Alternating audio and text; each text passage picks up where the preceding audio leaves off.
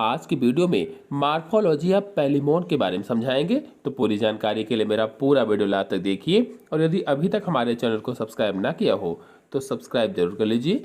चलिए शुरू करते हैं। सबसे पहले इसका वर्गीकरण समझ लेते हैं, अर्थात क्लासिफिकेशन ऑफ पैलिमोन अथवा प्राण के बारे में जान लेते हैं। तो जगत अथवा किंगडम एनिमिलिया, फाइलम अथवा संघ आर्थ्रोपोडा, उपसंघ या सब फाइलम क्रेस्टेसिया, वर्ग अथवा क्लास मलाकास्ट्रैका, गण डेकापोडा, उपगण यानी सब ऑर्डर डेंड्रोब्रैंकिएटा, कुल पेनिडेई और वंश अथवा जीनस पैलिमोन। तो पैलिमोन आर्थ्रोपोडा संघ के क्रेस्टेसिया वर्ग से संबंधित है। जो आर्थ्रोपोडा क्रेस्टेसिया वर्ग से संबंधित है ये, और सामान्य इसका नाम क्या है तो झींगा मछली नाम होता है। झींगा मछली इसको कहा जाता है अथवा प्राण कहा जाता है अंग्रेजी में। प्राण याद रखेंगे, प्राण के नाम से कई बार कॉम्पिटेटिव एग्जाम में क्वेश्चन आते हैं। और आपको बता दें पैलिमोन एक सर्वाहारी अलवड़ीय जलीय जंतु है। सर्वाहारी है यानी सब कुछ खा लेता है, जो शैवालों यानी एल्गी, मॉसेस, छोटे छोटे कीटों और मलबे इत्यादि को खाता है। अगर इसकी बाह्य संरचना की बात करें, एक्सटर्नल फीचर्स की बात करें, तो इसका शरीर लंबा होता है और द्विपार्श्व सममित होता है यानी बायलेटरली सिमेट्रिकल होता है। और बायलेटरली सिमेट्रिकल क्या है मैंने समझाया है कई वीडियो में, आप पिछले वीडियो देख सकते हैं। तो इसका शरीर कैसा होता है, लंबा होता है, बायलेटरली सिमेट्रिकल होता है। इनका जो शिशु होता है वो सफेद रंग का होता है। शिशु कैसे होते हैं, सफेद होते हैं, व्हाइट कलर के होते हैं। वयस्क हो जाने पर यानी मेच्योर हो जाने पर पीला, नीला या हरिताभ हो जाता है, अथवा पीला जैसा दिखेगा या नीला जैसा दिखेगा या हरित जैसा दिखेगा। इस पर भूरे या नारंगी लाल रंग के धब्बे दिखाई देते हैं। और जो वयस्क अथवा मेच्योर पैलिमोन होता है, इसका शरीर का जो अग्र छोर है, अग्रभाग शिरोवक्ष कहलाता है या सिफेलोथोरेक्स कहलाता है, और पश्च भाग एब्डोमेन में बटा होता है यानी पश्च भाग एब्डोमेन होता है, आगे का भाग सिफेलोथोरेक्स कहलाता है। और वयस्क शरीर में कुल 19 खंड पाए जाते हैं। अगर मेच्योर है तो उसमें टोटल 19 सेगमेंट पाए जाते हैं, 19 सेगमेंट होते हैं। यदि इसके सिफेलोथोरेक्स की बात करें या शिरोवक्ष की बात करें तो ये दृढ़ होता है यानी कठोर होता है, अनजॉइंटेड होता है यानी उसमें संधियां नहीं पाई जाती हैं, जोड़ नहीं पाए जाते हैं, और बेलनाकार होता है। और इसके अग्रभाग पर जो सिर है, सिर के ऊपर एक दांतेदार प्रवर्ध रोस्ट्रम पाया जाता है। रोस्ट्रम होता है, दांतेदार जो प्रवर्ध है उसे क्या कहते हैं, रोस्ट्रम। बिल्कुल रोस्ट्रम की तरह से होता है, इसको आप रोस्ट्रम भी कह सकते हैं। और पृष्ठ ढाल के पिछले भाग को कैरापेस कहा जाता है।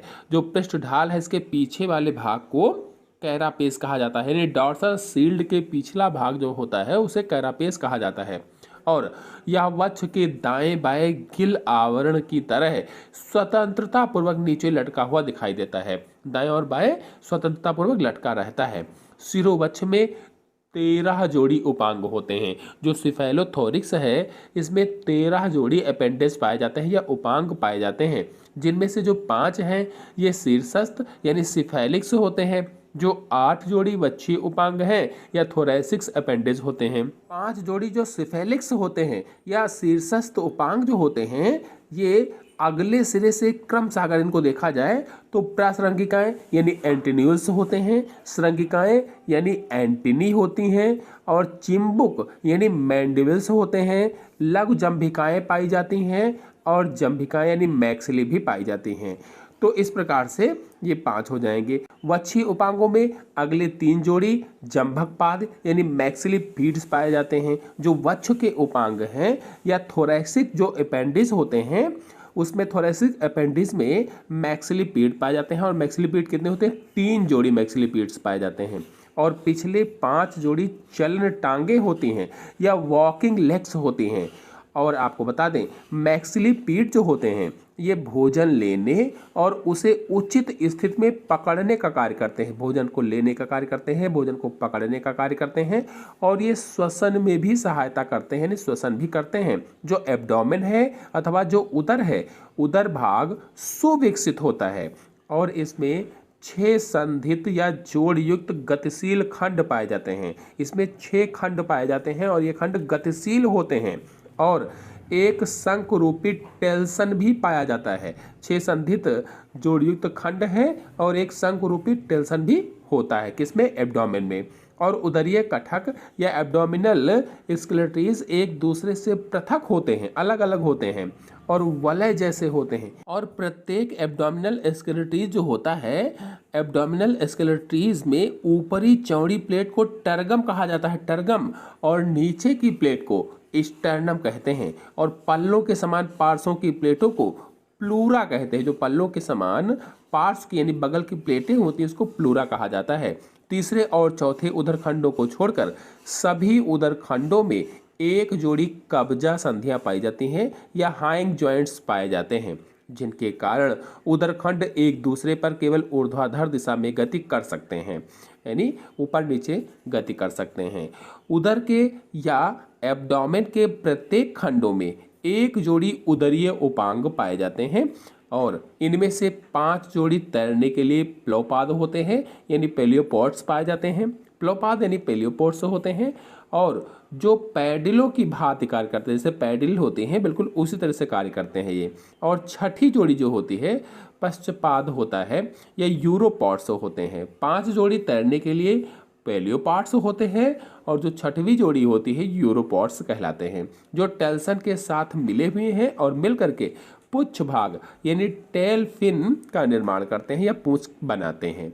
ये उपांग साधारण द्विशाखी होते हैं। शरीर भित्ति की अगर बात करें, बॉडी वॉल की बात करें, तो इस पर क्यूटिकल का आवरण पाया जाता है और बीच में एपिडर्मिस होती है और अंत में डर्मिस होती है। यानी सबसे ऊपर क्यूटिकल होता है, बीच में एपिडर्मिस होती है, मध्य में और अंत में डर्मिस पाई जाती है। तो पाचन तंत्र में सबसे पहले यानी डाइजेस्टिव सिस्टम में आहार नाल जो होती है 3 भागों में बटी होती है। आगे का भाग आहार नाल यानी अग्र आहार नाल या फॉरगट कहलाता है और फॉरगट में मुख होता है, मुख गुहिका होती है, ग्रसिका होती है और आमाशय होता है, यानी ग्रासिका और आमाशय ये फॉरगट में पाए जाते हैं या अग्र आहार नाल में पाए जाते हैं। और जो मध्य आहार नाल है यानी मिडगट है, इसमें आंत पाई जाती है, आंत। और जो पश्च आहार नाल है इस यानी जो हाइंड गट है, इसमें मलाशय अथवा रेक्टम पाया जाता है। अग्र और पश्च आहार नाल इंटीमा नामक क्यूटिकल के द्वारा आस्तरित होती है, यानी आगे की और पीछे की जो आहार नाल है, जो एलिमेंट्री कैनाल है, ये इंटीमा नामक क्यूटिकल से द्वारा ढकी होती है, जो विमोचन के समय जंतु के बाह्य कंकाल के साथ त्याग दी जाती है। जब विमोचन होता है तो बाह्य कंकाल के साथ अलग कर दी जाती है। और जो मध्य आहार नाल है या मिडगट है, इसमें अंतःचर्म यानी इंडोडर्म के द्वारा ये आस्तरित होती है। अग्र और पश्च इंटीमा के द्वारा आस्तरित है, जो मध्य यानी मिडगट है ये इंडोडर्म के द्वारा आस्तरित है। आमाशय में वृत्ताकार प्लेट या सर्कुलर प्लेट पाई जाती हैं, भालाकार प्लेट पाई जाती हैं, हेस्टेट प्लेट्स पाई जाती हैं, खाज प्लेट्स पाई जाती हैं और कटक प्लेट भी पाई जाती हैं। और पाचन तंत्र में एक बड़ा द्विपालित सघन और नारंगी रंग का ग्रंथिल पुंज भी पाया जाता है, जो जनन ग्रंथि के नीचे लगभग संपूर्ण शिरोवच्छ गुहिका में फैला हुआ है और इसे यकृत अग्नाशय या हिपैटोपेनक्रियास भी कहा जाता है। यकृत अग्नाशय या हिपैटोपेनक्रियास अग्नाशय, क्षुद्रांत यानी छोटी आंत और यकृत का संयुक्त रूप से कार्य करता है और इसमें कुछ अंतःकोशिकीय पाचन भी पाया जाता है। अगर इसके श्वसन तंत्र की बात करें या रेस्पिरेटरी सिस्टम की बात करें तो पैलिमोन में श्वसन तंत्र सुविकसित होता है। यह क्लोम वार्कों के आस्तर यानी लाइनिंग ऑफ गिल्स कवर के द्वारा होता है। 3 जोड़ी इपिपोडाइट्स पाए जाते हैं और 8 जोड़ी गिल्स पाए जाते हैं और ये सभी अंग जो वक्ष है, जो थोरैसिक है, थोरैस के दोनों ओर 2 बड़े तथा संकुचित क्लोम कोष्ठों या गिल्स चैम्बर के अंदर सुरक्षित रहते हैं, बंद रहते हैं।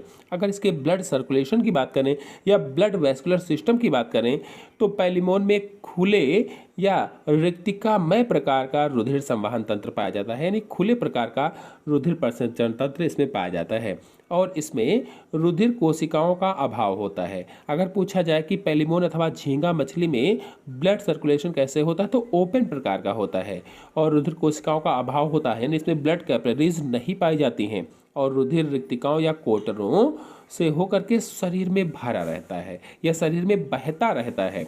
और रुधिर परिवहन तंत्र में हृदयावरण यानी पेरिकार्डियम, हृदय यानी हेर्ट, धमनियां यानी आर्टरीज, रुधिर आशय यानी ब्लड लैकुनी आदि रुधिर चैनल तथा रुधिर सम्मिलित होते हैं, यानी ये सब चीजें पाई जाती हैं।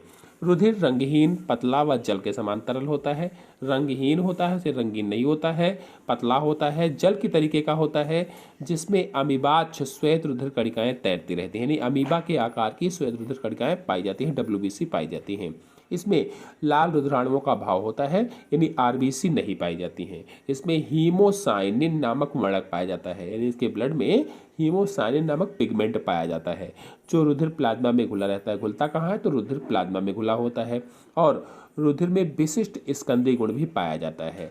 फिर अगर इसके उत्सर्जन तंत्र की बात करें, एक्सक्रीटोरी सिस्टम की बात करें, तो वयस्क पैलिमोन के उत्सर्जित तंत्र में एक जोड़ी हरित ग्रंथियां पाई जाती हैं, ग्रीन ग्लैंड्स पाई जाती हैं, हरित ग्रंथियां या ग्रीन ग्लैंड्स, और एक जोड़ी पार्श्ववाहिनी यानी लेटरल डक्ट्स भी पाई जाती हैं, और एक रीनल कोष यानी रीनल सैक भी पाया जाता है, और आध्यावरण मुख्य भाग ये होते हैं। अगर इसके तंत्रिका तंत्र अथवा नर्वस सिस्टम की बात करें, तो तंत्रिका तंत्र 3 भागों का बना होता है। केंद्रीय तंत्रिका तंत्र यानी सेंट्रल नर्वस सिस्टम, परिधीय तंत्रिका तंत्र यानी पेरिफेरल नर्वस सिस्टम, अनुकंपी तंत्रिका तंत्र यानी सिंपैथिक नर्वस सिस्टम से मिलकर ही बना होता है। यदि पैलिमोन अथवा प्राण की सेंस ऑर्गन्स की बात की जाए, ज्ञानेंद्रियों की बात की जाए, तो पैलिमोन में संयुक्त नेत्र पाए जाते हैं, कंपाउंड आई होती हैं, लघु श्रृंगिकाएं और श्रृंगिकाएं मुख्य ज्ञानेंद्रियां इनकी होती हैं। इसमें एक जोड़ी काले और अर्धगोलाकार नेत्र होते हैं।